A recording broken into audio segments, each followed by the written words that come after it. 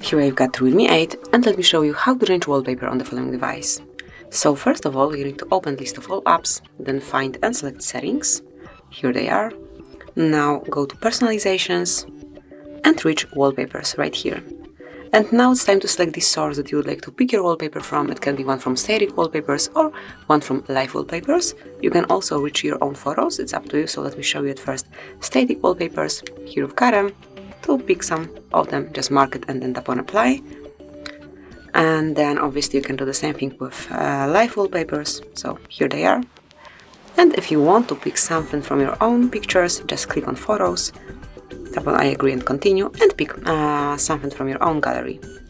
So let me pick, for example, this one, tap on allow to give all necessary access. I don't like it on my home screen, maybe this one, maybe not. I think this one will look just way better. Now you can customize it if you want to and tap on apply. Finally decide if you want it to cover your lock screen only, just your home screen, or both of them, and I will pick both. And that's it. As you can see, from now on it is covering both your home screen and also lock screen of yours. And this is it, that would be all.